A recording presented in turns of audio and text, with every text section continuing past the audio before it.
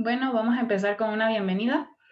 Primero que nada, buenas noches y les damos la bienvenida formal al grupo de estudio de la división Clínicas de SCOME de la UAEH.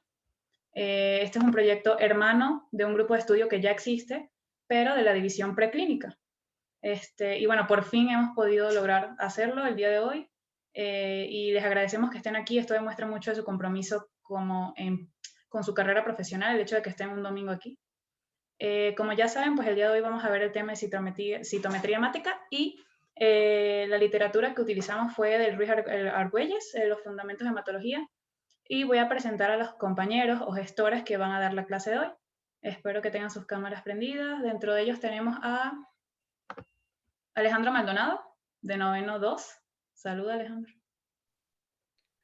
Hola, buenas noches y gracias por acompañarnos este domingo. Ya empezaremos en breve. Disculpen por todos los problemas técnicos, pero ya sabemos que estas cosas pasan. A Alejandro le decimos Maldo. También tenemos a Aileen Maldonado. Ella es de séptimo 3. Hola, Aileen. Hola a todos, buenas noches. Por otro lado tenemos a Gustavo Mayén, es de sexto igual que yo, pero sexto 1. Hola a todos. Y Daniela Bernal, de sexto 3. Hola a todos. Hola Dani, bueno, mi persona con la que se comunicaron la mayoría para unirse al grupo es Briana Díaz, de sexto 2. Y Amaldo está en noveno 6, ¿cierto? Ahora, pero estuvo en el 2. Vamos a empezar con el tema de citometría hemática. Esto va a ser un poco interactivo, así que esperamos que participen.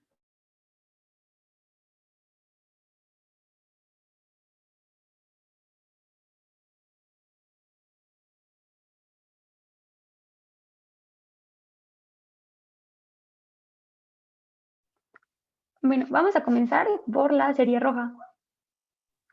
Para estudiar la serie roja vamos a dividirlo en dos índices, en los índices primarios y en los índices secundarios. En cuanto a los índices primarios, vamos a tener el número de eritrocitos, la hemoglobina y el hematocrito. Y en cuanto a los índices secundarios, vamos a encontrar el volumen corpuscular medio, la hemoglobina corpuscular media, la concentración media de hemoglobina corpuscular y el ancho de distribución de eritrocitos. Y de todos estos, pues les vamos a hablar más adelante.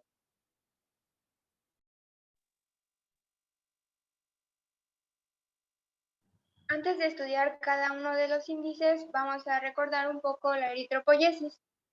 Este es el proceso mediante el cual el eritrocito llega a la maduración y comienza con una célula madre troncal. Esta puede dar origen al linaje linfoide o al linaje mieloide.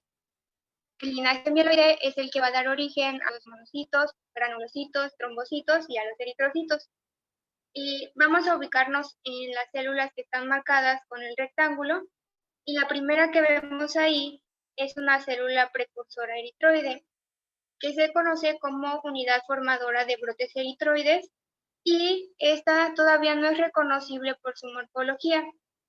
Va a dar lugar luego a otra célula precursora eritroide, que es la unidad formadora de colonias eritroides.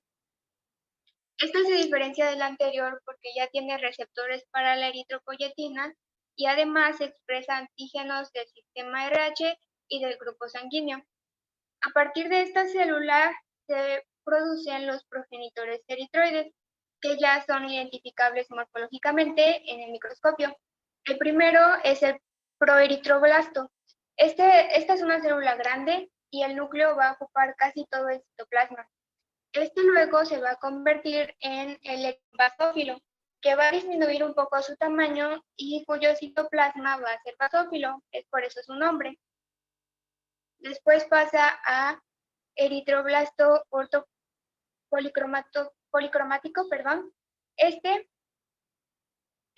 ya comienza a producir hemoglobina y luego pasa a ser eritroblasto ortocromático, que ya termina con la producción de hemoglobina y que es acidófilo además, y va cambiando su coloración hasta llegar a la de un eritrocito maduro. Una vez que termina la maduración, el núcleo sale de la célula y se convierte en reticulocito, aunque este todavía mantiene algunas mitocondrias restos de retículo endoplásmico y ribosomas que le permiten producir ARN y hemoglobina. Luego cuando termina su maduración, se convierte en eritrocito, cuyas características son que es de color rosado, redondeado y con una zona más clara en el centro, como pueden verlo en la imagen.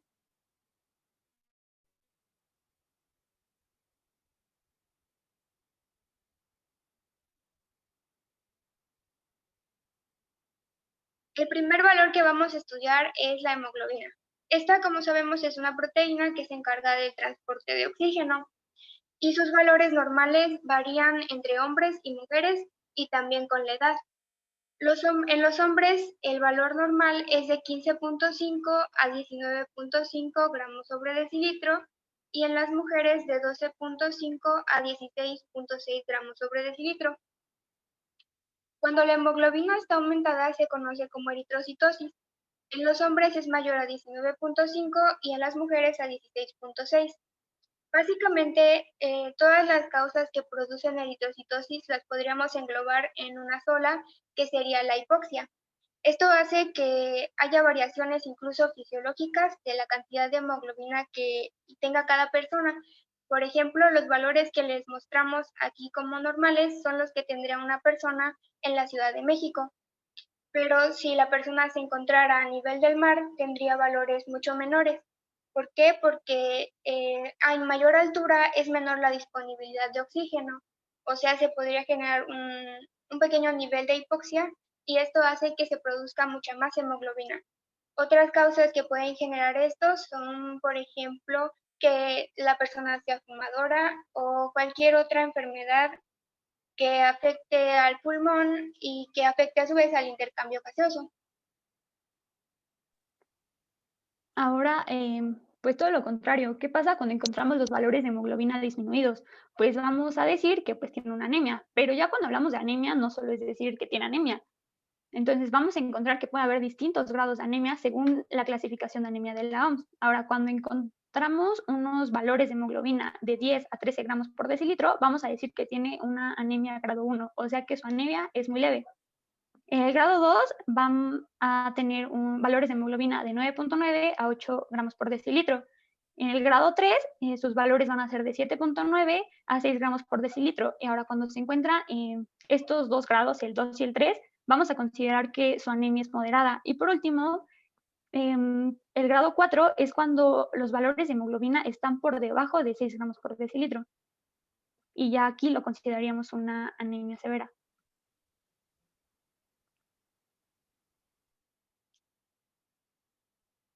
También hay que considerar que la hemoglobina es el único parámetro que nos va a dar el diagnóstico de laboratorio de anemia.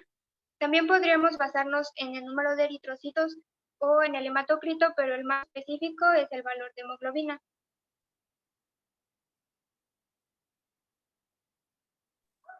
Otro de los índices primarios es el hematocrito. Este lo vamos a definir como la proporción de eritrocitos en el total de la sangre. Y los valores normales pues van a depender si es en hombres o en mujeres.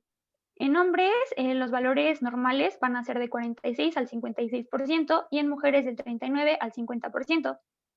Y bueno, aquí podemos observar una imagen en la que la parte roja es el hematocrito y la parte amarilla pues es el plasma. Ahora, ¿qué pasa cuando encontramos el hematocrito normal y el plasma disminuido? Pues nos van a reportar valores de hematocrito aumentados. Esto pues vamos a considerar hemoconcentración. Y todo lo contrario, ¿qué pasa cuando el hematocrito lo encontramos igual? Es normal y el plasma es el que va a estar aumentado. Pues van a reportarnos como que el hematocrito está disminuido y esto lo vamos a considerar hemodilución. Y el último de los índices primarios pues es el número de eritrocitos y sus valores normales son de 5 a 6.3 millones por microlitro en hombres y de 4.1 a 5.7 millones por microlitro en mujeres.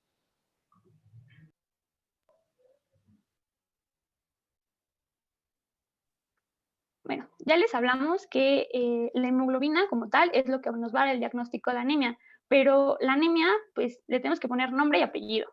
Para esto vamos a ocupar los índices secundarios. El primero del que les vamos a hablar es el volumen corpuscular medio. A este lo vamos a definir como el tamaño promedio de los eritrocitos y los valores normales en hombres van a ser de 83 a 98 femtolitros y de 78 a 103 femtolitros en el caso de mujeres. Y bueno, cuando encontramos los valores del volumen corpuscular medio por arriba del límite superior normal, o sea, mayor de 98 femtolitros en hombres y mayor de 103 femtolitros en mujeres, pues vamos a denominar que es una anemia macrocítica. Entre las causas de la anemia macrocítica puede ser que exista una eritropoyesis acelerada. ¿Por qué se da esto? Bueno, puede ser en casos donde haya una hemólisis en la que la destrucción de los eritrocitos sea rápida y la médula ósea esté tratando de compensar esa falta de eritrocitos que saca a la sangre eritrocitos inmaduros y mucho más grandes. También puede darse en la eritropoyesis megaloblástica, en la que hay una deficiencia ya sea de vitamina B12, de ácido fólico o incluso ambas. Y pues como estos se utilizan para la síntesis del ADN, la célula se queda en una fase del ciclo y no llega a la mitosis, entonces termina saliendo a la circulación un eritrocito mucho más grande.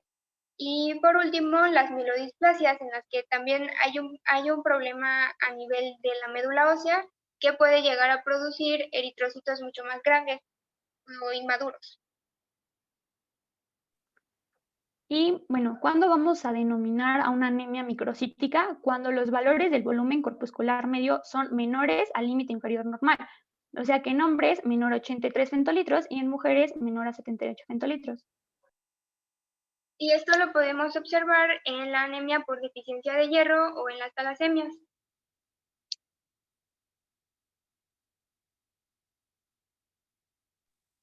Bueno, aquí les pusimos dos imágenes de prótesis de sangre periférica, en el cual del lado izquierdo podemos observar una microcitosis en la cual podemos ver que el volumen corpuscular medio está disminuido y por lo tanto los eritrocitos están disminuidos. Y del lado derecho, pues hay una macrocitosis y como igual lo tiene señalado, pues los eritrocitos van a estar grandes porque el volumen corpuscular medio está elevado.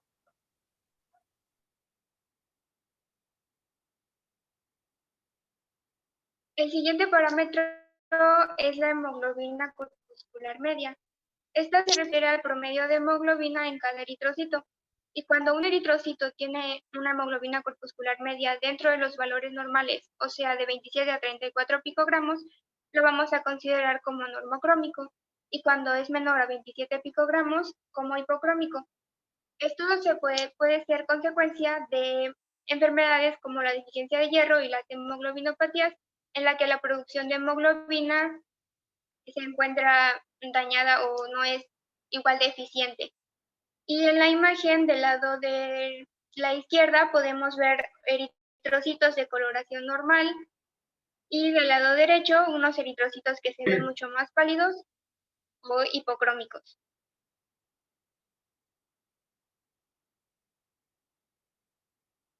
Y en esta tabla quisimos hacer un resumen de la clasificación morfológica de anemia con algunas de las causas de cada una de ellas.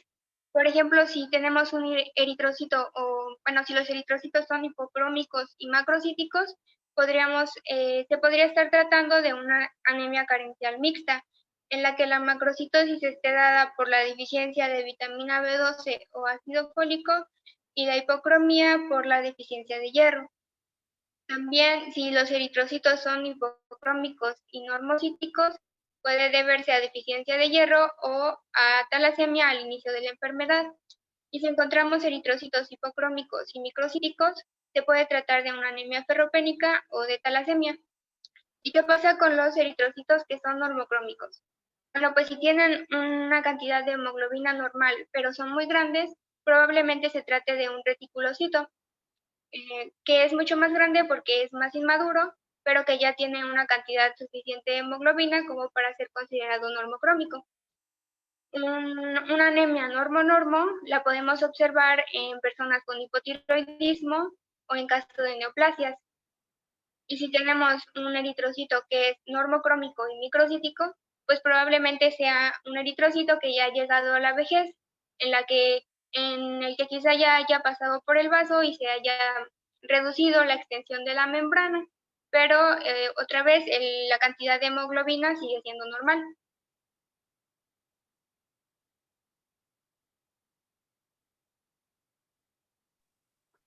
Otro de los índices secundarios es la concentración media de hemoglobina globular.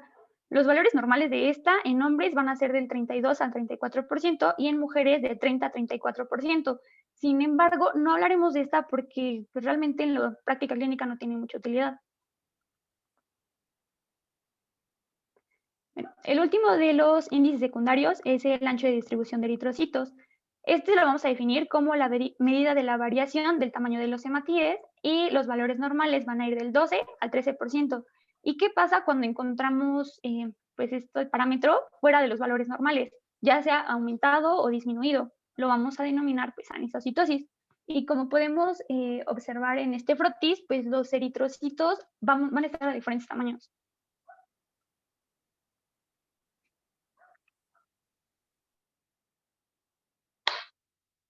Para obtener el ancho de distribución se realiza una gráfica como la que pueden ver ahí, en donde los eritrocitos con valores con un tamaño normal, se grafican en el centro, los eritrocitos que son mucho más grandes del lado derecho y los más pequeños del lado izquierdo.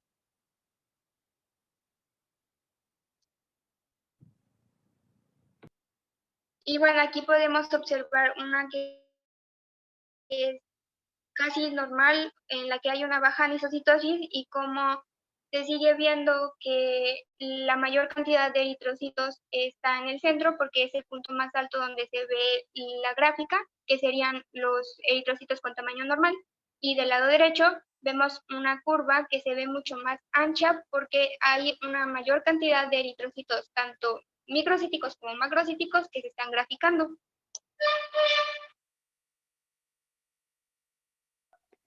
Ya les hablamos de la clasificación morfológica. Ahora vamos a pasar con la clasificación fisiológica de la anemia. Para esto vamos a ocupar la cuenta corregida de reticulocitos. Y como podemos observar en este frotis, pues podemos ver algunos reticulocitos.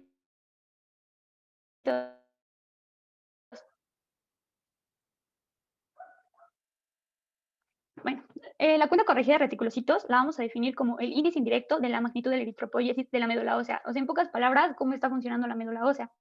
Y para esto, pues necesitamos una fórmula en la cual, pues es la cuenta de reticulocitos, con el porcentaje de la cuenta de reticulocitos por el hematocrito del paciente entre el hematocrito ideal, que es de 45. En los valores normales, ese es de 1 al 2%. ¿Y qué pasa cuando encontramos esta cuenta corregida de reticulocitos pues, aumentada? Vamos a denominar a la anemia, pues, que es una anemia regenerativa. Y esto por dos situaciones, por hemorragia o por hemólisis. Y en pocas palabras lo que nos dice es que la médula ósea está funcionando como debería para compensar pues, estas dos situaciones. Y en cambio, si esta cuenta corregida de reticulocitos disminuye, vamos a decir que hay una anemia regenerativa. Puede ser por aplasia, por leucemia o disminución de la eritropoyetina. Igual, lo que nos dice es que la médula ósea sí está funcionando, sí está produciendo lo que debería producir.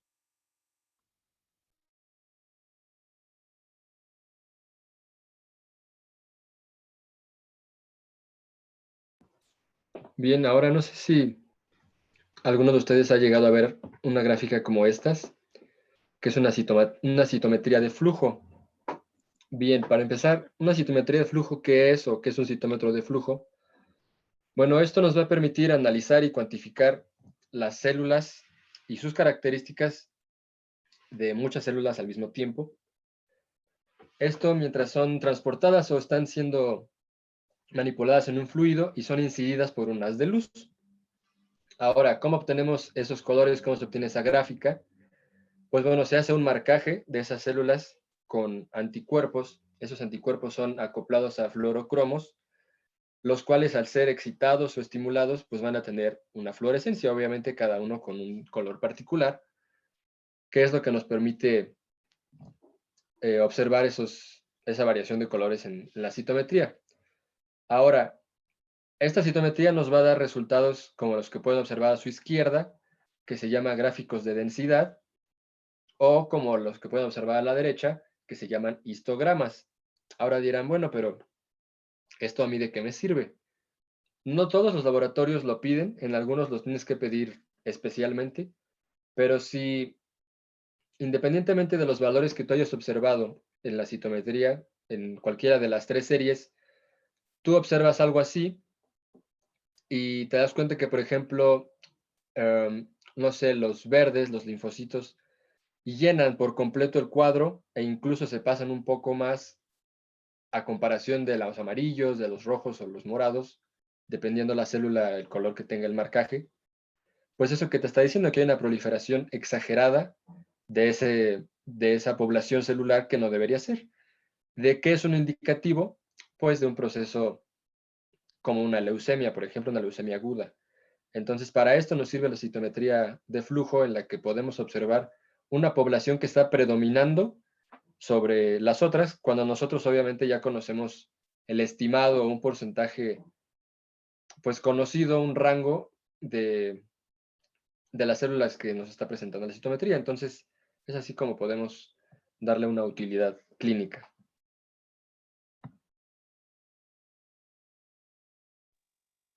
Bueno, por último, aquí les pusimos una tabla resumiendo todos los valores de referencia, tanto en hombres como en mujeres, de pues, todo lo que ya les hablamos.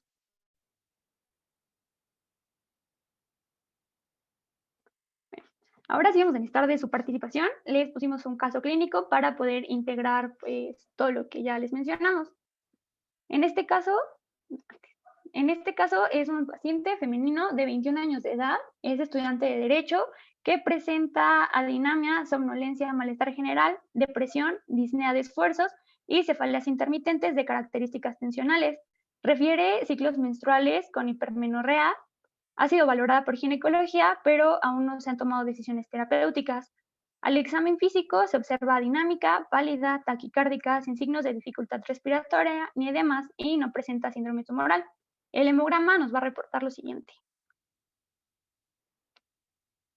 El número de eritrocitos de 4.8 millones por microlitro, la hemoglobina de 7.8 gramos por decilitro, hematocrito de 26.7%, el volumen corpuscular medio de 54 femtolitros, la hemoglobina corpuscular media de 15.9 picogramos, la concentración media de hemoglobina globular de 29 gramos por decilitro, los reticulocitos del 1.5% y el ancho de distribución de eritrocitos del 22.5%. Ahora necesito que alguien me diga si el número de glóbulos rojos está dentro de los valores normales, está aumentado o está disminuido.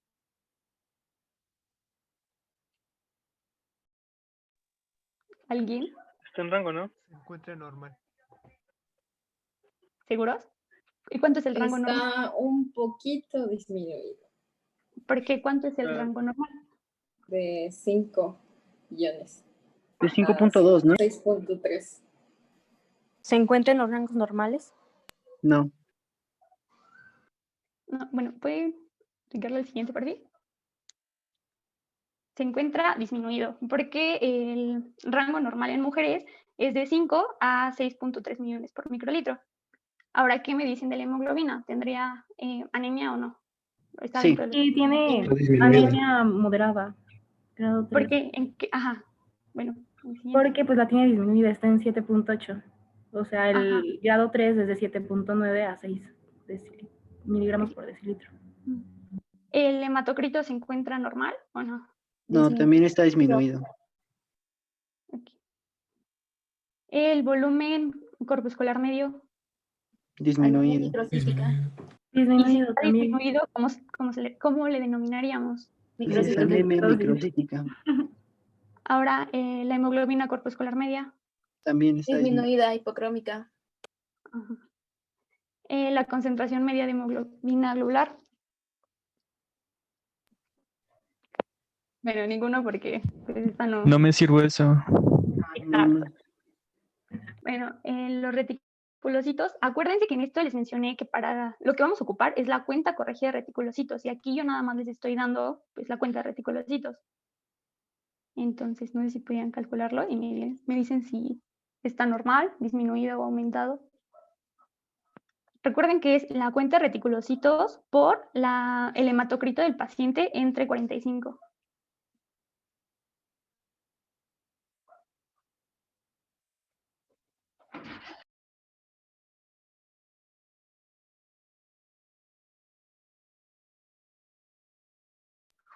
¿Alguien?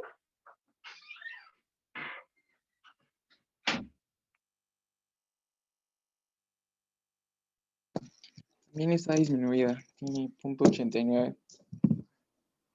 Ajá, entonces, si está disminuido, ¿cómo diríamos que se le denomina? Ajá, ¿cómo se le llamaría esa anemia? Regenerativa. Regenerativa. Y por último, el ancho de distribución de eritrocitos. ¿Se encuentra normal o no? No, está muy elevado. Elevado. ¿Cómo lo denominaríamos? Anisitosis. Hay amistosis. Ajá. Anisocitosis. Siguiente. Aquí les colocamos un frotis en el cual, pues no sé si puedan observar que hay microcitosis, hipocromía y pues lo que les mencionamos. Ahora, necesitamos, bueno, no el que ahora necesitamos pues integrar todo esto. Ya dijimos que sí tiene una anemia, entonces ¿cómo se le denominaría? Ya con nombre y apellido. Anemia hipocítica, hipocrómica, regenerativa. Sí.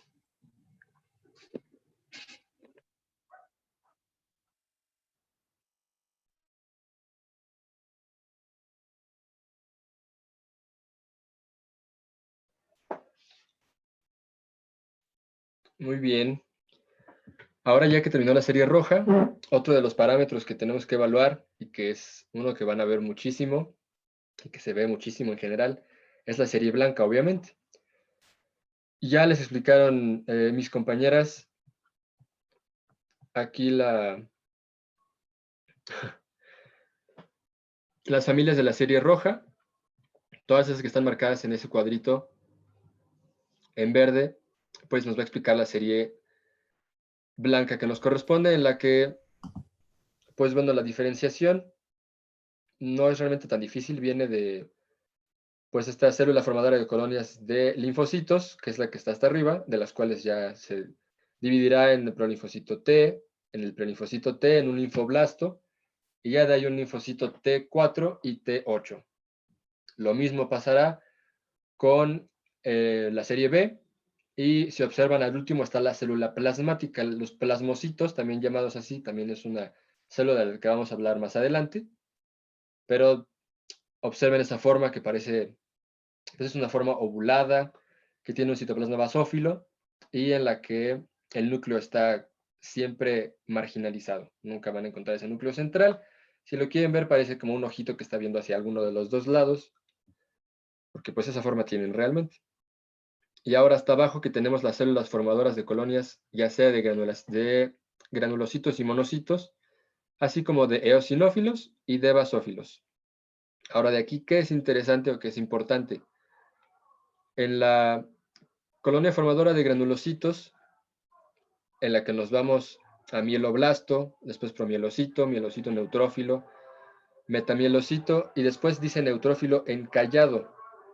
Ahora el neutrófilo encallado también se le denomina banda. Van a ver que es una palabra, un término que van a encontrar en algunas citometrías y términos que pueden llegar a leer o que pueden llegar a escuchar que dicen que el paciente tiene bandemia. Vamos a hablar de eso más adelante, pero para que identifiquen cómo pues tiene esa forma como en forma de riñón, previo a que sea un neutrófilo segmentado en el que podemos ver en su citoplasma todos esos gránulos. ¿Ok? Entonces, ¿le puedes dar a la siguiente, por favor?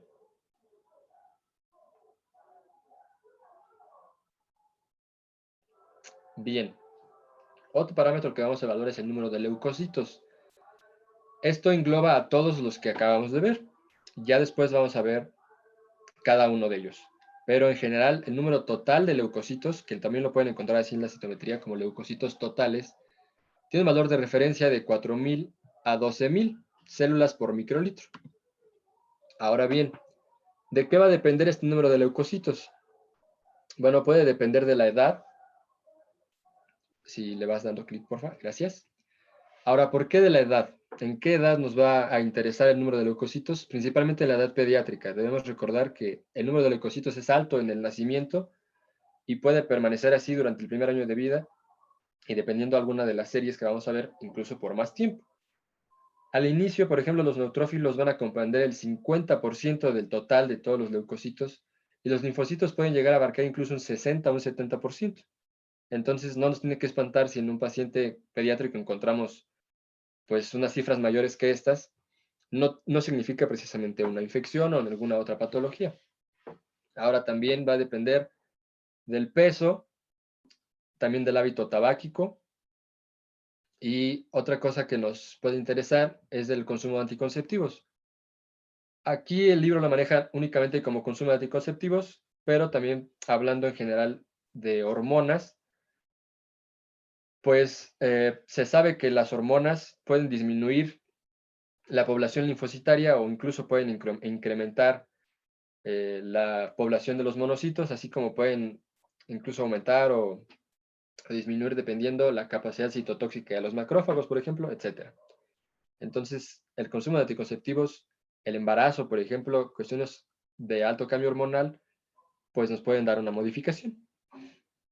Ahora, en este caso, una cifra más allá de los 12,000 leucocitos por microlitro se va a llamar leucocitosis, y una cifra menor de 4,000 se va a llamar una leucopenia. De estos sufijos vamos a hablar más adelante también. Ahora, como causas de leucocitosis, les puse primero las condiciones fisiológicas, porque no todo es una enfermedad. Si encontramos esa serie alterada, no significa inmediatamente que el paciente ya se nos está muriendo o que está enfermo, ¿no? Una de esas condiciones fisiológicas es el ejercicio, por ejemplo. También la tensión emocional, el estrés y, por ejemplo, no sé, el parto, también en la menstruación. Puede haber ahora infecciones agudas, pues como son células de defensa, obviamente en una infección, pues esto se va a incrementar. Ahora puede ser una infección localizada, por ejemplo, una apendicitis, una neumonía, o una infección generalizada, por ejemplo, un proceso séptico, una septicemia. Sí, pero finalmente son infecciones.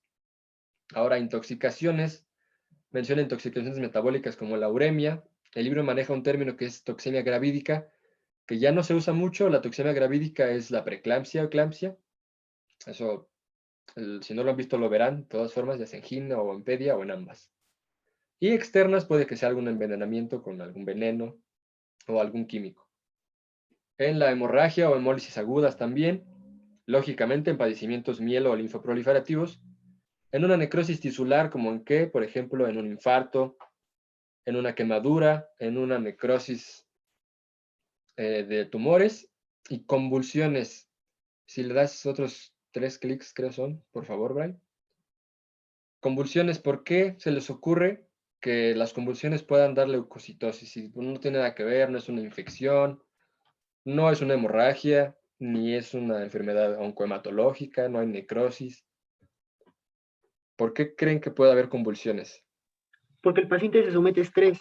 Generalmente, o sea, como tal, durante la convulsión, dependiendo si es ¿cómo se dice? Se me olvidó el término, pero al final de cuentas siempre está consciente y sabe que le está sucediendo algo. Rara vez es que realmente se le olvida.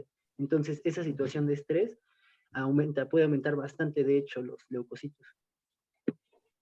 Claro que sí. Efectivamente puede ser por estrés, que es la causa principal. Y también, curiosamente, es un mecanismo que a lo mejor dicen es que no puede ser posible, pero lo es. Nosotros tenemos que recordar que hay dos tipos de compartimentos, también le llaman el pool circulante y el pool marginal. La citometría va a evaluar el pool circulante.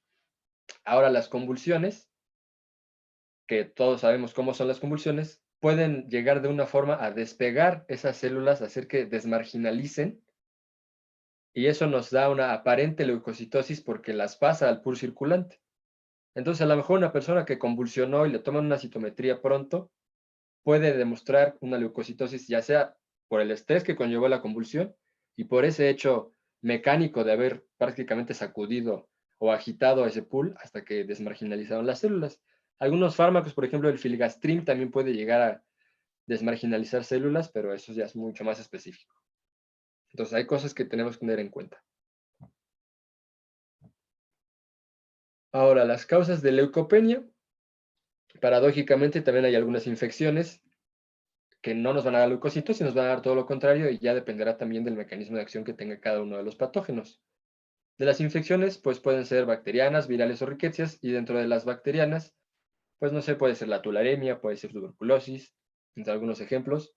De las virales, puede ser la mononucleosis, no sé, influenza, hepatitis, y de las riquecias, por ejemplo, el tifo.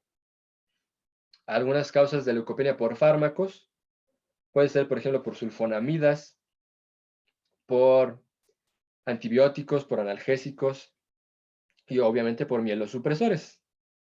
Y también vamos a encontrar leucopenia en procesos después o posterior a tratamiento con radioterapia y en otras patologías hematológicas.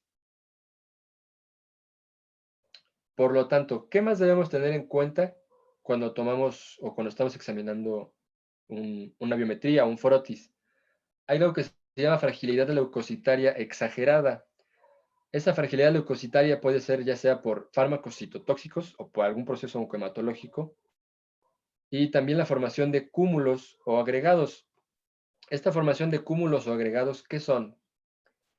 Bueno, dice que puede ser ocasionado por una gamapatía monoclonal.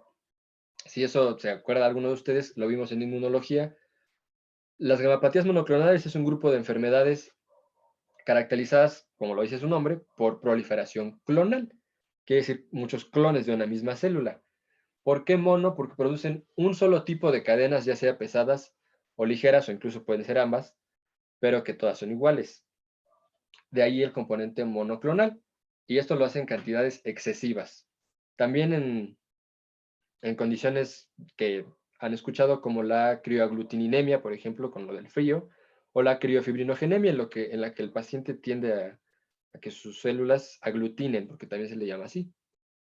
Por eso, ¿qué más debemos hacer? Tenemos que tomar en cuenta o hacer estos extendidos, siempre confirmarlos con una tinción, por ejemplo, cromática, como de May-Greenwald-Giemsa o tinción de Wright. ¿Le das otro, por favor? Ahora, la imagen a la izquierda, si bien ninguna de estas dos son leucocitos, son eritrocitos, el principio es el mismo y es muy similar y también puede pasar. Ahora, en el de la izquierda es más que notorio todos los cúmulos o esas como formaciones que se puede ver de eritrocitos, que si está contando un citómetro de flujo, el citómetro no va a decir, pues aquí seguramente es un cúmulo. O sea, el citómetro va a tomar como que es una sola célula y no le va a importar si es muy grande, si se ve como que son 5. Entonces esto nos puede dar una cifra aparentemente menor, cuando no es así. Simplemente las células estaban, pues, digámoslo en términos, estaban todas amontonadas, estaban aglutinadas. ¿Sí? Eso puede pasar exactamente igual con los leucocitos. Ahora, en la derecha, hay células que, debido a la fragilidad que tienen, ya sea por el citotóxico o por algún proceso oncohematológico, se rompen cuando se hace el frotis. Entonces, realmente no es que el paciente tenga menos células circulantes, simplemente que en el proceso de hacer el frotis, si pueden ver, hay algunas células ahí que ni siquiera parecen ya células, solo parecen unas manchitas, o se ven muy pequeñas, independientemente de las otras formas que pueden llegar a ver de eritrocitos. Hay muchos que se rompieron, entonces es algo que nos debe interesar y por eso siempre tenemos que confirmar. A ver, entonces, de lo que les he dicho ahora, una pregunta express. Llega un paciente de 23 años de edad, acude a consulta posterior a que se realizó una citometría hemática de rutina. Ese día se despertó y dijo, hoy me quiero hacer una citometría hemática. En la serie blanca mostró una cifra de 14.000 células por microlitro. ¿Qué es lo que ustedes harían?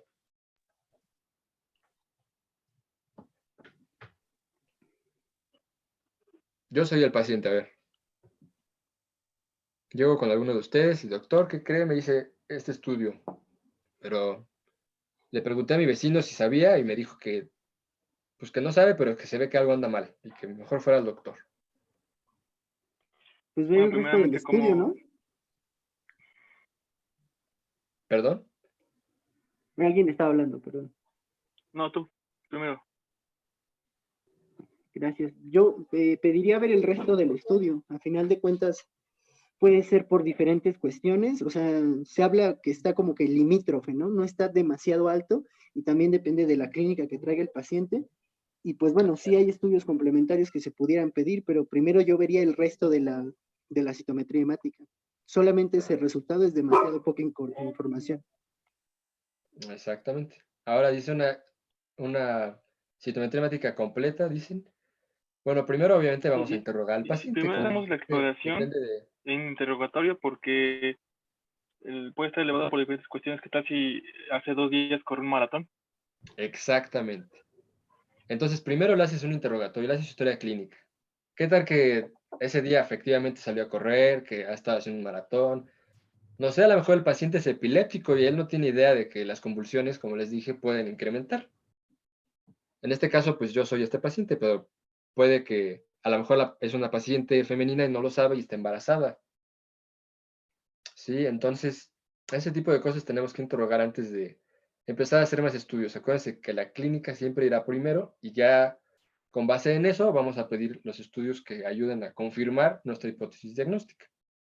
Muy bien, podemos continuar.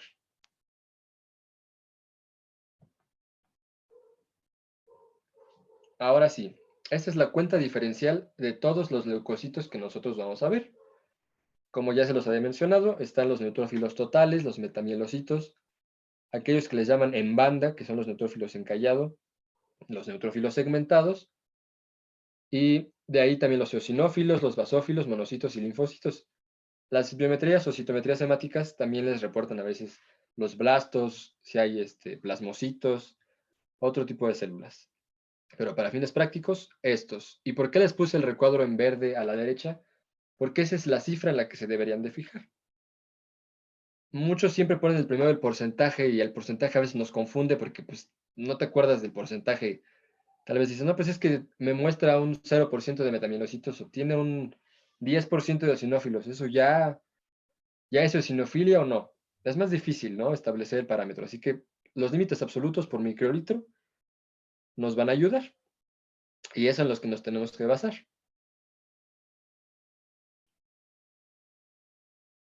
¿Le das otra, por favor? Gracias. Ahora, los primeros van a ser neutrófilos. Están en verde porque también es una serie de la que nos tenemos que fijar muy bien. Notarán de aquí en adelante esos términos de neutrofilia y neutropenia. Ahora eso de filia y penia, pues sí, a todos nos suena muy lógico tal vez. Simplemente como un recordatorio, recordemos que filia viene del griego filos, que significa amor o amistad, con su sufijo ia, que es una cosa que significa cualidad.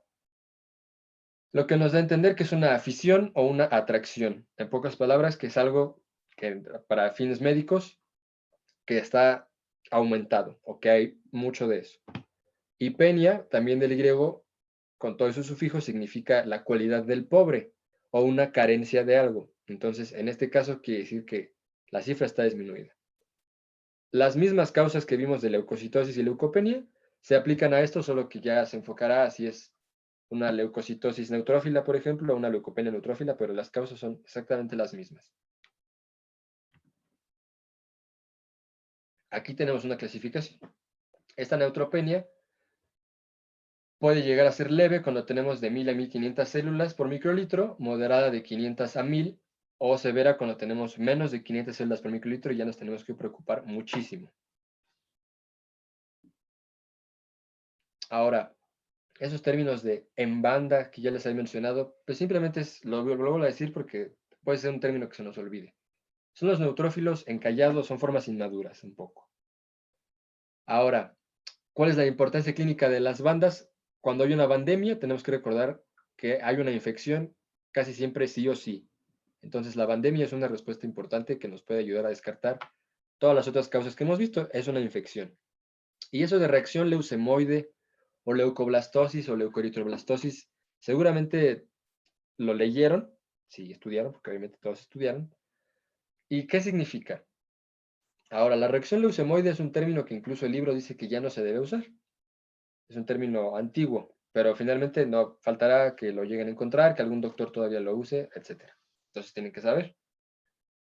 La leucocitosis es pues simplemente una proliferación, bueno, no es una proliferación, perdón, es una muestra de formas jóvenes de la serie blanca en sangre, como todas las que vimos al inicio. Sí, puede que haya alguna razón que esté haciendo, que obviamente hay una razón, que las formas jóvenes estén saliendo al pool circulante cuando todavía no están listas. Entonces en el frotis nos reportan células que todavía no deberíamos ver ahí. Y leucoeritroblastosis es simplemente que además de formas jóvenes de la serie blanca, vemos formas jóvenes de la serie roja también, como lo explicaban mis compañeras, algún reticulocito, formas que todavía no están listas. Bien, ¿por qué nos preocupa? ¿Cuál es el interés clínico de esto? Que nos puede hacer sospechar, si no tenemos muy clara la clínica del paciente, a lo mejor en una leucemia. ¿Cómo vamos a diferenciarlo entonces? Dirán, bueno, una leucoblastosis, para empezar, va a remitir cuando se elimina la fuente o el agente causal. Ya mis compañeros les hablaron de una reacción o una desviación a la izquierda en esa campana de Gauss. Quiere decir que se desvía a la izquierda con las formas más jóvenes. La desviación no va a ser tan pronunciada y la cifra leucocitaria puede llegar a sobrepasar los 50.000 por microlitro, pero no es tan común. Ahora también, si hacemos ya más estudios, hacemos una prueba citoquímica buscando fosfatasa alcalina de neutrófilos, aquí sí la vamos a encontrar. Todo lo contrario a una leucemia. Para empezar, lógicamente, en una leucemia no va a remitir quitando el agente causal porque no hay un agente causal que eliminar como una bacteria o como algunas otras causas. La desviación a la izquierda va a ser todavía más pronunciada y las cifras pueden ser muy, muy altas, pueden pasar incluso los 100.000 por microlitro. Y no va a haber fosfatasa alcalina en neutrófilos aparte. Así es como vamos a diferenciar entre estas dos reacciones.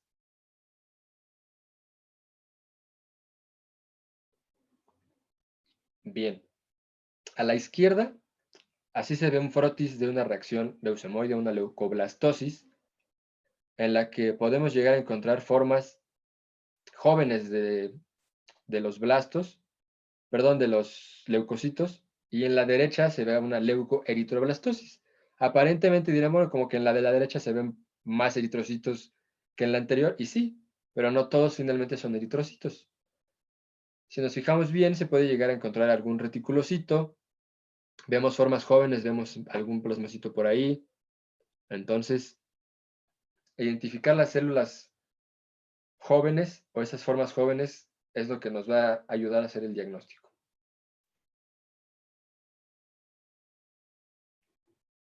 Bien. De eosinófilos, también es una cifra que nos va a importar, una serie que nos va a interesar.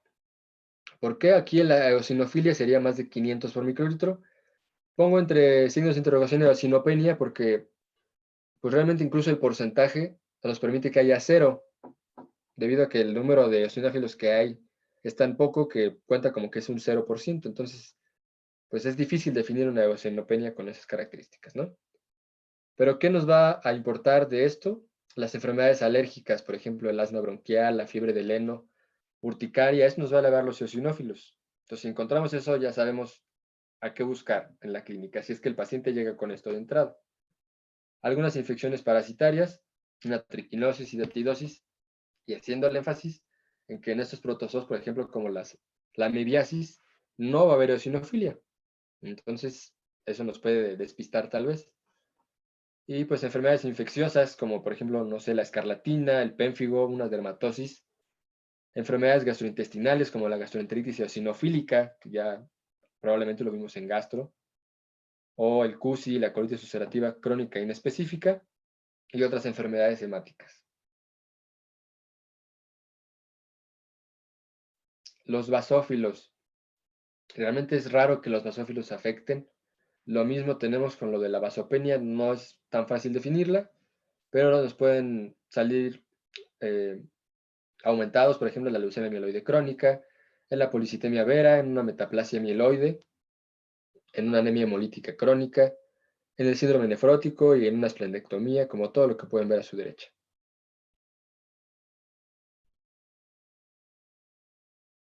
linfocitos. Aquí una linfocitosis la vamos a tener entonces como más de 5.000 por microlitro y una leucopenia como menos de 1.000. ¿Tenemos causas fisiológicas? Sí, tenemos otra vez causas fisiológicas. ¿Recuerda lo que les dije sobre los pacientes pediátricos? Bueno, pues acuérdense que desde un 60 a un 70% del total puede ser de linfocitos al inicio, puede ser desde los 4 meses e incluso hasta los 4 años. Por lo mismo el niño va a tener ganglios palpables, así que no nos tenemos que espantar de un inicio, pero sí debemos hacer diagnóstico diferencial. Y nos puede dar alguna alteración, ya sea por cuestiones infecciosas como la varicela, la tosferina, hepatitis, la rubiola, tuberculosis, o algunas otras no infecciosas como la tirotoxicosis o una leucemia linfocítica crónica. Cualquier enfermedad hematológica, como podrán ver, las puede incrementar o disminuir. Ahora, algo importante. Otra vez. Ese es un paciente de 18 años de edad que acude a consulta porque tiene malestar general, cefalea, odinofagia, fiebre y erupción exantemática. Como todo, para prevenirse se hizo una citometría hemática, muy conveniente, ayer y hoy vino a consulta. Entonces, ¿qué hacemos?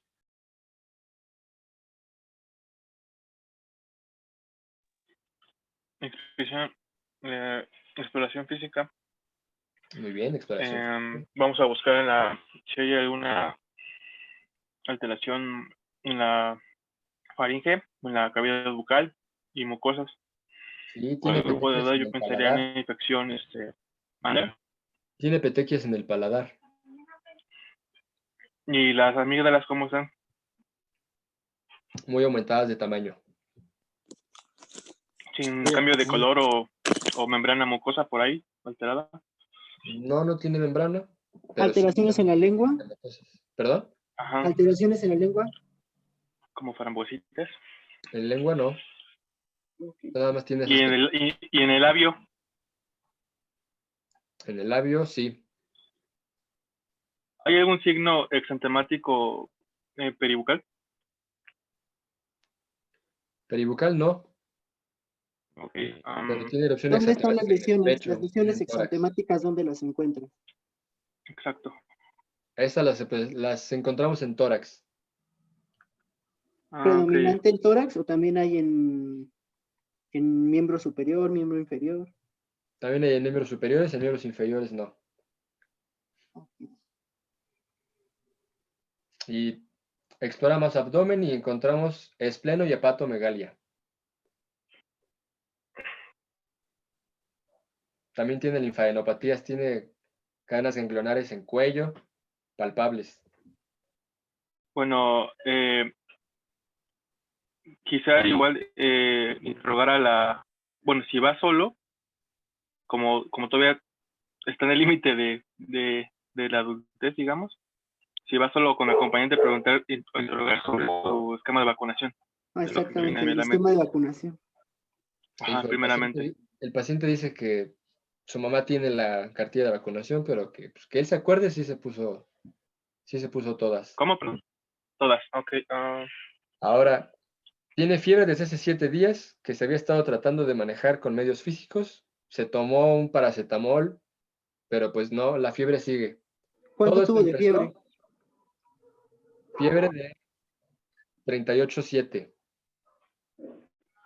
Dice que ha estado en la casa, independientemente de que ahorita no hay, supongamos que no hay pandemia, pero hace una semana, poco antes de que empezara a tener sus problemas, fue a visitar a su novia y poco después su novia le dijo que estaba en cama, con fiebre.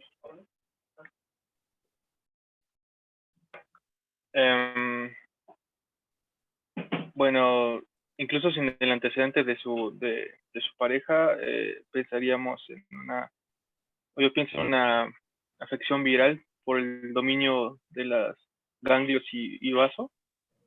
Muy bien. Una ¿Quiere mononucleosis ver la infecciosa. citometría? Ajá. ¿Puedes dar la siguiente, por favor?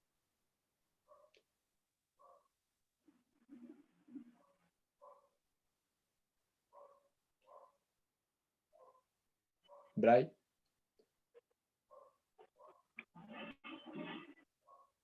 Esta es la citometría hemática.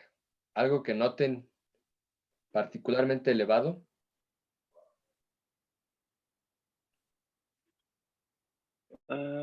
Tiene neutrofilia, ¿no? Todavía está normal. Y linfos. Ajá, Monocitos. los linfocitos están altos. A ver. Los linfos. Por ahí alguien ya dijo enfermedad del beso, que también es la mononucleosis infecciosa. Es algo que nos tiene que preocupar porque nos puede dar cifras de linfocitos súper elevadas, como de hasta ahora de 20,000 o más. ¿Sí? La clínica yo sé que a veces no es tan clara. Digo, no quise poner una de libro porque los pacientes no nos van a llegar así. Pero sí, si encontramos esta cifra de linfocitos y esta clínica del paciente, es algo que tenemos que sospechar porque la mononucleosis infecciosa es una de las causas que da linfocitosis tan elevada. Y los antecedentes, claro que sí, como están mencionando en el chat. Muy bien. Salvaron al paciente. Ahora una Siguiente. leucopenia que nos puede dar. Puede ser posterior a una radioterapia o citotóxicos. Las radioterapias casi siempre nos depletan estas series. Posterior al uso de corticotropina o esteroides. Es un gran día para salvar vidas, exacto. Insuficiencia cardíaca congestiva y enfermedad de Hodgkin avanzada también nos puede dar una linfopenia.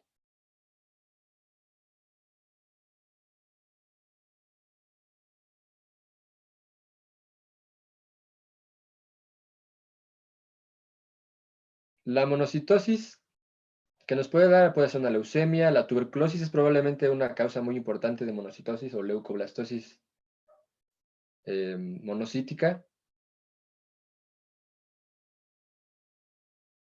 Ups. 10 segundos, ya voy. Ok.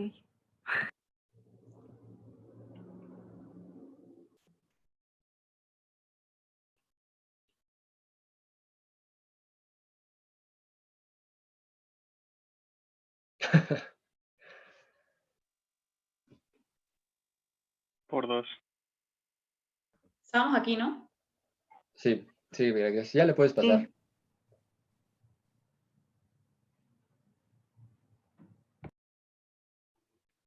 Bien, ahora, ¿qué otras células en sangre periférica nos pueden llamar la atención? Los plasmocitos, como les mencionaba en un inicio, estos aparecen de alguna forma excepcional en ciertas virosis o enfermedades oncomatológicas, como la leucemia de células plasmáticas, precisamente. Y los blastos, que independientemente de si son de serie mieloide o linfoide, es un fuerte indicativo de una leucemia aguda porque no tendría por qué haber blastos en sangre normalmente. Entonces, en la siguiente diapositiva podemos ver una imagen de los plasmocitos a la derecha, que es como la que les mencioné. Ya ven que parecen unos ojitos, tienen su citoplasma basófilo, su núcleo marginalizado, y tienen una forma ovalada. Y en la forma de la izquierda tenemos esas células muy grandes que, si se fijan bien, tienen como otros circulitos adentro que se llaman nucleolos. Así es como nos vamos a apoyar para identificar un blasto, porque tienen nucleolos en el núcleo. ¿Ok? Entonces esas células nos tienen que preocupar porque no deberían aparecer en ninguna citometría hemática de un paciente sano, lógicamente.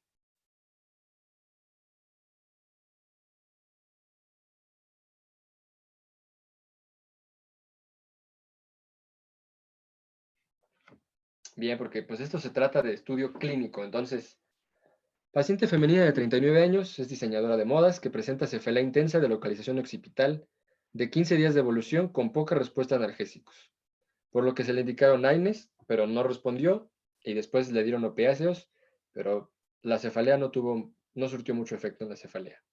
Se decidió efectuar un hemograma. Los antecedentes de importancia son hipotiroidismo y sobrepeso. La exploraron y el examen físico se concluye que se encuentra pálida, no hay adenopatías ni megalias. Ustedes encuentran estefarotis.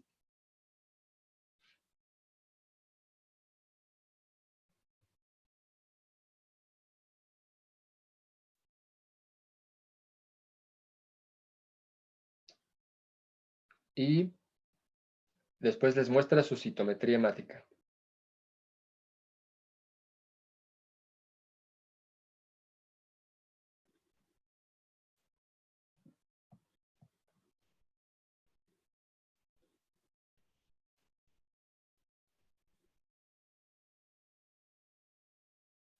¿Hay algo que les llame la atención? Hay blastos. Los blastos. Los blastos. Ajá. Bien. Entonces, no sabemos en este momento qué, no es momento para andar analizando todas las leucemias, pero sabemos que hay un proceso agudo. Entonces, en este caso, el diagnóstico de la paciente era una leucemia linfocítica aguda. Linfocítica aguda. Linfoide, perdón, linfoide aguda. Y eso fue todo de mi parte. Ahora los dejo con mi compañero Gustavo para la serie trombocítica. Bien, continuando con la citometría hemática, vamos a evaluar en la parte de las plaquetas tanto el número de plaquetas como el tamaño que van a tener estas. Y al igual vamos a hablar un poco, bueno, ya nos mencionaron sobre la morfología, pero vamos a hablar en específico sobre la morfología de las plaquetas. Al igual vamos a recordar un poco sobre su desarrollo, que es la trombopoiesis propiamente. Al igual empieza con la unidad formadora de linfomieloide, continúa con la unidad formadora de colonias de eritrocitos y granulocitos, para continuar con la célula formadora de colonias de granulocitos, de eritrocitos, de monocitos y megacariocitos, para diferenciarse definitivamente hacia la parte de las plaquetas, que es una célula formadora, que es la célula formadora de colonias de megacariocitos, para continuar con el megacarioblasto, el promegacariocito, el megacariocito granular, y llegar al megacariocito liberador de plaquetas para finalmente pues liberarlas. Y bien, entonces podemos definir que las plaquetas son fragmentos de citoplasma de megacariocitos que miden de 1 a 3 micrómetros. Bien, aquí les coloqué dos flotes sanguíneos. En el de la izquierda observamos el megacariocito y su tamaño, que bueno, vamos a observar que es muy grande en comparación a las plaquetas que se encuentran afuera, que son los puntos más pequeños, a algunos leucocitos que están alrededor y claro, a ciertos eritrocitos. En la imagen de la derecha vamos a observar ya como tal el cómo es de que se ve unos niveles de plaquetas, que ahorita vamos a mencionar cuáles son, y el cómo es de que observan normalmente, lo observamos la comparación en el tamaño, que bueno, estas son muy pequeñas en comparación a las demás células.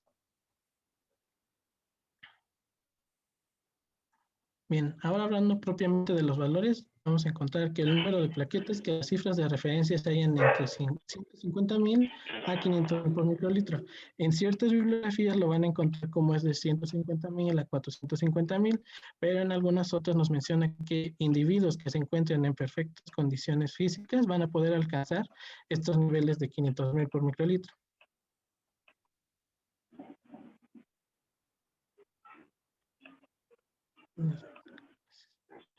Bien, ahora al igual vamos a ver que cuando encontremos plaquetas que se encuentran por debajo de los valores de referencia, o sea, por debajo de 150.000 por microlitro, lo vamos a llamar una trombocitopenia. Y en esta parte vamos a hablar un poco sobre la función de las plaquetas, porque como sabemos su principal función es durante la hemostasia. Entonces, nosotros al subir algún daño en nuestro organismo que dañe propiamente un vaso sanguíneo, lo que va a provocar es una hemorragia.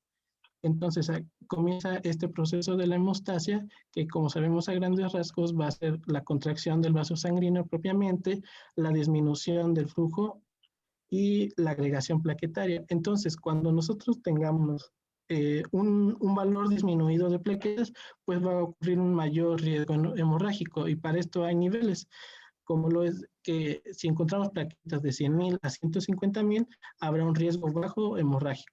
De 100.000 a 50.000 será un riesgo moderado. Menor de 50.000 será un riesgo alto, y menor de 20.000 por microlitro será un riesgo muy grave, causando incluso hemorragias espontáneas.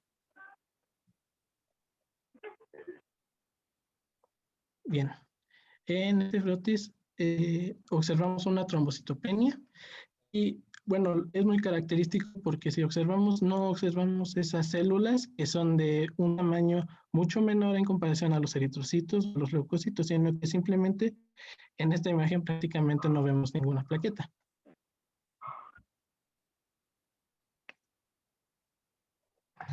Bien, ahora vamos a hablar un poco sobre las causas que nos pueden determinar una trombocitopenia, y vamos a observar que hay tanto de carácter central como periférico.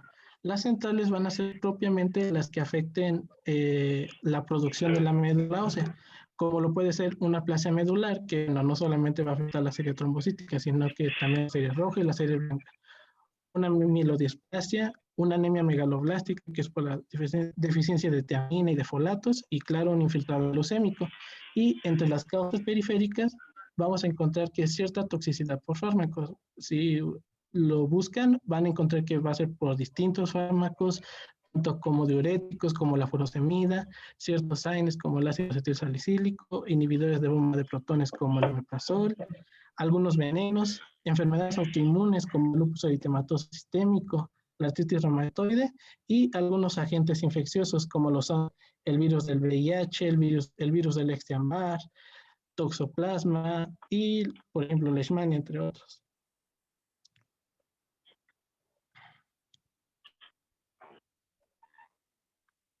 Bien, y al contrario, el valor que vamos a conocer al número de plaquetas por encima de los valores de referencia, por encima de 500.000 por microlitro, lo vamos a conocer como trombocitosis. ¿Qué causa una trombocitosis? Bueno, la primera causa va a ser una causa fisiológica, como lo son las hemorragias. Nosotros al tener una hemorragia, nuestro organismo va a responder produciendo una mayor cantidad de plaquetas, dados posesplenectomía. ¿Por qué? Porque el vaso es el lugar de almacenamiento de estas. Entonces, al retirarse el vaso, pues obviamente va a haber un aumento en de plaquetas y al igual aplica en la trombocitopenia. Si tenemos una trombocitopenia, en padecimientos autoinmunes igual, en una anemia por deficiencia de hierro, se menciona que el 30% de las deficiencias de hierro van a reaccionar con una trombocitosis. ¿Y por qué? Porque la deficiencia de hierro va a provocar que haya una mayor producción de factores de crecimiento trombopoyéticos, haciendo que aumenten las plaquetas. Infecciones agudas, pancreatitis crónicas y cirrosis hepática.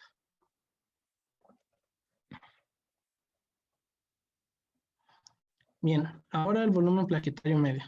Vamos a tener que el volumen plaquetario medio, es el tamaño promedio de las plaquetas y que es inversamente proporcional a la cuenta de estas.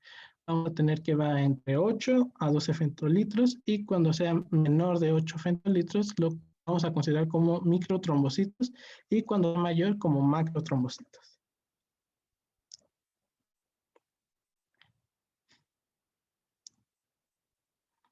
Bien, en este frotis sanguíneo le señalé ahí con un triángulo rojo una célula. ¿Me pueden decir qué célula es y si ven algo característico en ella?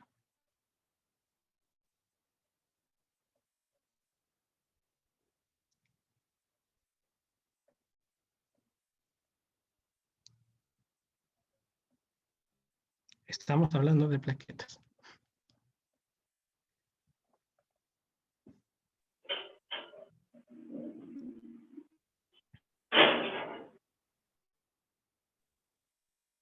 Megacardioblasto. ¿Alguien más? Bueno, es una plaqueta, pero lo que observamos aquí que es una plaqueta de mayor tamaño. Si observan, hay algunas plaquetas, al igual en el frotis, que se ven de un tamaño normal, pero esta la célula que está señalada no es parecida a los eritrocitos que están alrededor, que observamos o a los leucocitos, sino que es una plaqueta de mayor tamaño o una macroplaqueta.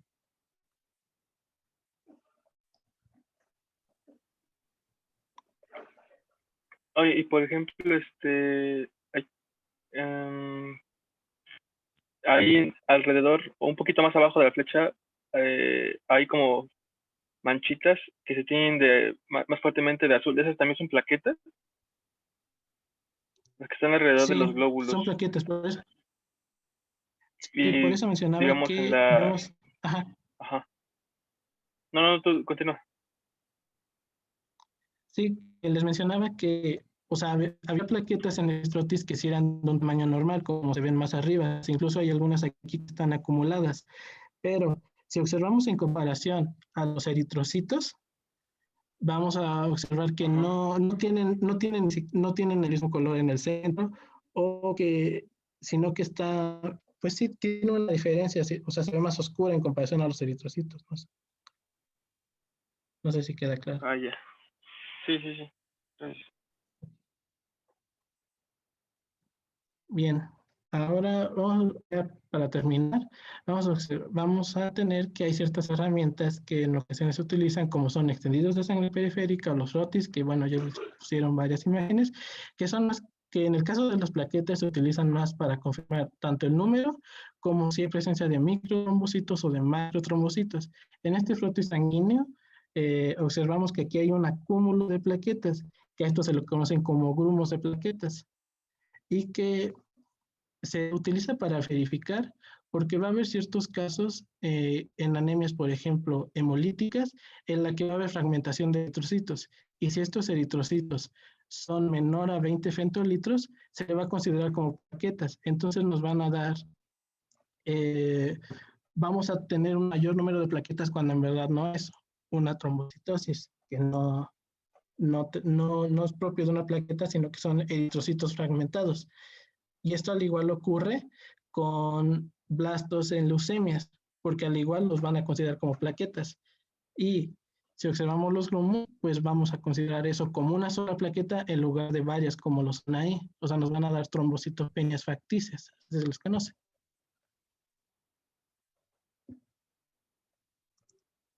Bien, aquí les puse un caso clínico, entonces espero que me puedan ayudar a contestarlo. Y es un paciente hombre de 42 años de edad, que es ingeniero de sistemas, que es sometido a un chequeo médico de rutina por la empresa. Asintomático, con antecedentes de colecistectomía o por colelitiasis y osteosíntesis de fémur, por trauma hace 2 años. El examen físico se encuentra dentro de los límites normales y el hemograma reporta los siguientes datos.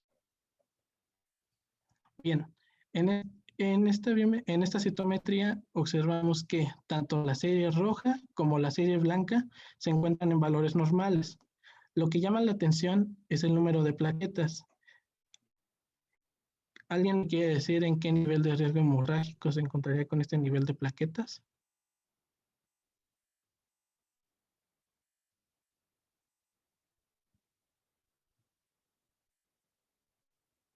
Aquí ya me pusieron moderado. Sí, efectivamente es moderado, porque si recuerdan, el nivel de riesgo moderado es de 50.000 a 100.000 por microlitro. Entonces, con la exploración que se nos acaba de indicar que tiene el paciente, observamos que en el examen físico está dentro de los límites normales. Entonces llama la atención este número de plaquetas, ya que no corresponde con la clínica. Entonces, ¿qué estudio ustedes indicarían o qué herramienta utilizarían para verificar este número de plaquetas?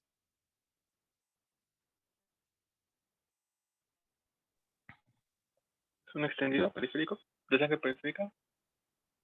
Sí, un extendido periférico o un frotis sanguíneo. Entonces, ¿puedes cambiar, por favor? Se les muestra la siguiente imagen. Entonces, ¿qué es en lo que pensarían?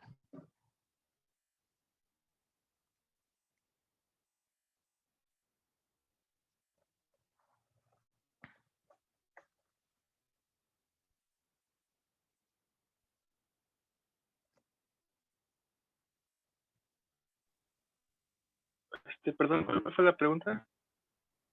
Sí, que, bueno, les muestran el siguiente frotis sanguíneo y ¿qué es lo que pensarían al ver esta imagen?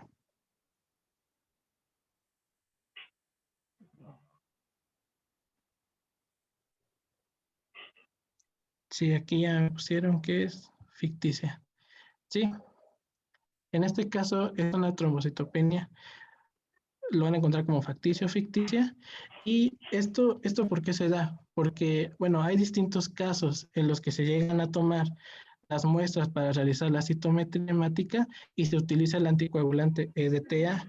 Entonces, este anticoagulante, al no realizar su función, provoca que haya agregados plaquetarios y entonces nos da cuentas erróneas de plaquetas. ¿Me puedes poner el resultado, por favor? Una trombocitopenia facticia. Entonces, para corroborar este diagnóstico de que es una trombocitopenia facticia, se pide un hemograma en citrato para observar pues, el valor adecuado. Y eso sería todo.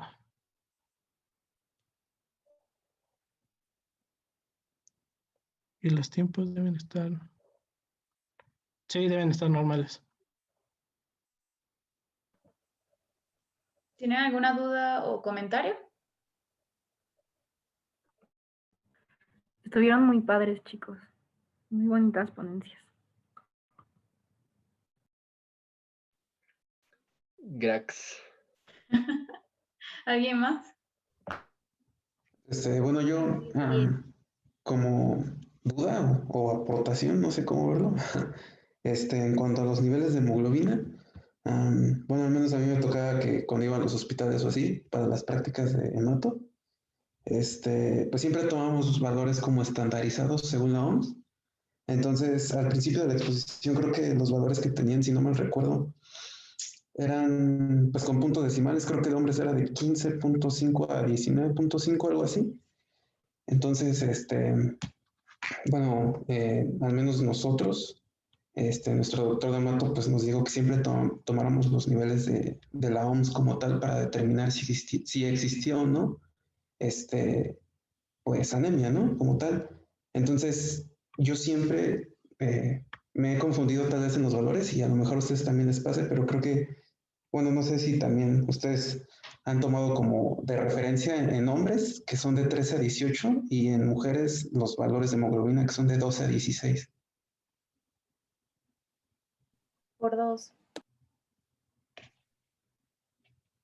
Pues sí, mira, es cierto que la OMS tiene sus valores y que se ha propuesto justamente para evitar este tipo de confusiones, dependiendo los laboratorios, dependiendo los criterios de cada hospital. Entonces sí es verdad que se debe tomar un valor estandarizado. En este caso, la bibliografía que elegimos fue la que marcaba, pero algo que reconozco que se nos pasó a decir desde el inicio es que casi siempre los laboratorios, independientemente de la cifra que tú te hayas aprendido, que tú tengas, los laboratorios siempre te dan sus rangos estándar. Entonces, puede que a lo mejor ese laboratorio lo maneje diferente y incluso se pase un poquito o esté un poco disminuido de las cifras que nos maneja de hemoglobina o de cualquier otra cifra de las series, de cualquiera de las tres.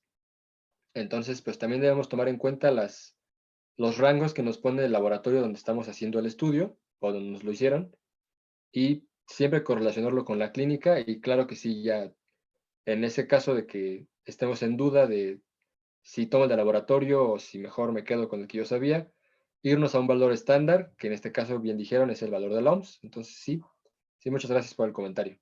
Y sí, es así. No sé si gracias, Alex. Vale, gracias, Alejandro. ¿Alguien más? Bueno, yo tengo una duda respecto a la leucocitosis y leucopenia. Por ejemplo, bueno, no, mi duda es si el grado de infección condiciona que sea leucocitosis o leucopenia. ¿Te refieres a qué tan avanzada está la infección? Ajá. Sí, al inicio normalmente las infecciones pueden condicionarnos una respuesta inicial que va a dar leucocitosis. Depende, como yo les mencioné, el agente que se esté causando, no todos tienen los mismos, o no todos impactan igual. Nos puede llegar a dar una leucopenia a la larga si esa enfermedad persiste, si se vuelve una enfermedad crónica, si nos involucra un proceso sistémico como una septicemia, por ejemplo. Entonces ya no va a haber una leucocitosis, en ese caso las células tuvieron su respuesta y después van a empezar a decaer, dándonos una leucopenia. Sí, depende de eso. Y también depende de la gente. Gracias.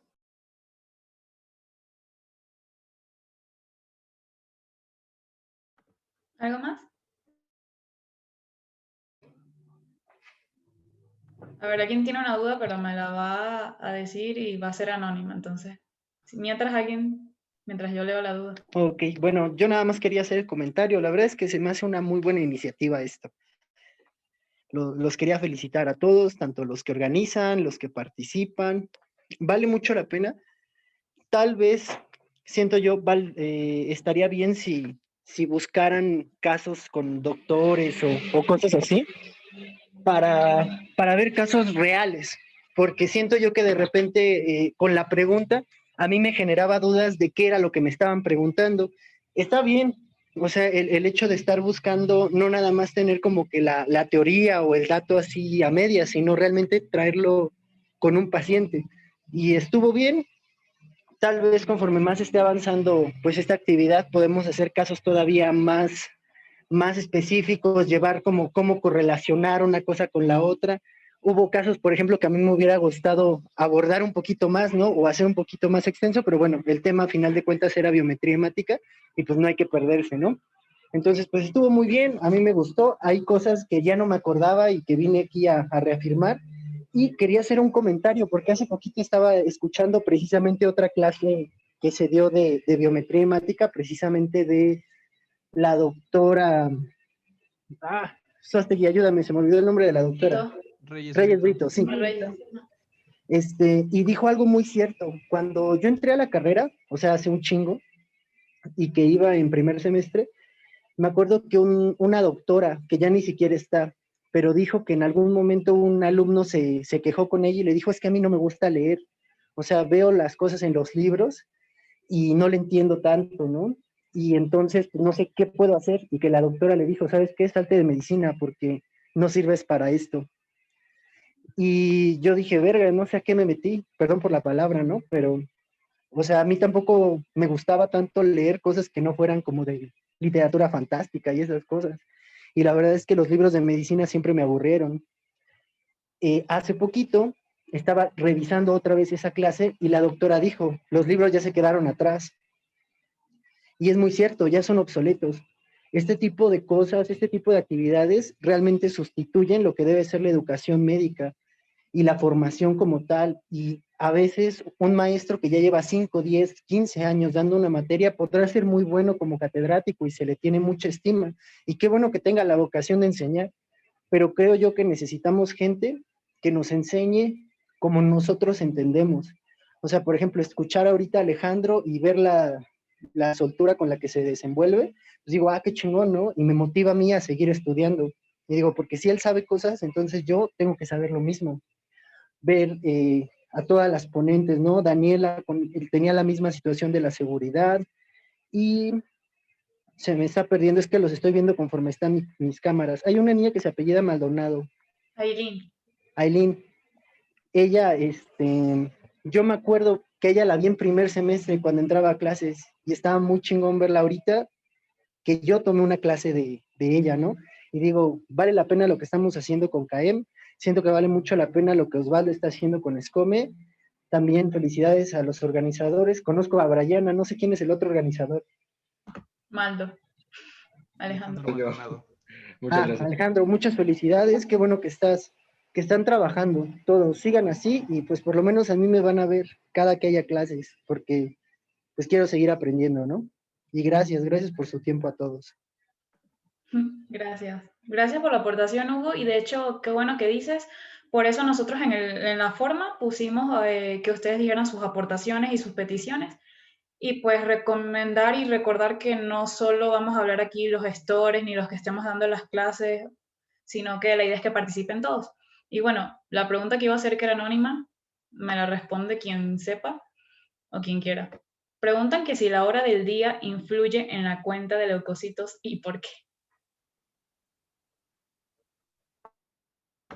Si no sabemos, pues se busca. La verdad no me había puesto a pensar si influía la hora. Es una pregunta interesante. La verdad yo no lo sé, pero se los investigo y se los mando al grupo. En cuanto lo sepa y si alguien lo sabe aquí de una vez, pues mejor. Sí, sí influye, creo, porque estás...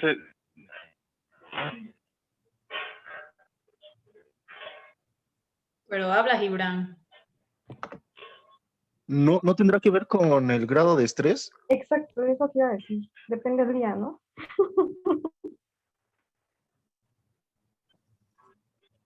Bueno, sí, podría. Si nos vamos al aspecto hormonal, todos sabemos que tenemos un ciclo en el que, por ejemplo, se puede secretar más cortisol, que no es precisamente una de las hormonas que más influye en los leucocitos, pero sí definitivamente tiene impacto, ¿no? Por el estrés que hablábamos. Entonces, ahora que lo ponemos en esa perspectiva, sí podría depender la hora del día. Digo que, curiosamente, siempre te piden la citometría en ayunas. Entonces, casi siempre vas en la mañana. No creo que ayunes hasta las 12, 1. Bueno, hay gente que sí, tal vez, yo no.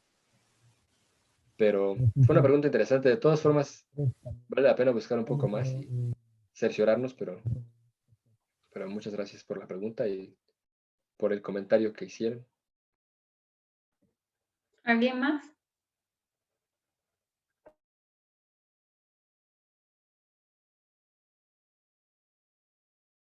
¿Ya no? Bueno. Entonces cerramos la sesión y nos vemos en la próxima. Estamos comunicándonos por el grupo de WhatsApp. Y gracias por asistir hoy. Pero Osvaldo quería Nos decir vemos. algo. Ah, vale, Osvaldo. Nada, tenía muchas ganas de decir cosas como las que dijo Hugo, pero pues muchas gracias, Hugo, presidente de CAEM. Muchas gracias a todos por asistir a esta primera sesión del grupo de estudio clínico, que era algo que desde que inició este semestre ya queríamos abrir con Brayana. Y pues nada, muchas gracias. Quiero hacer un agradecimiento público a Brayana y Alejandro por ya haber logrado porque es un gran logro para todos nosotros.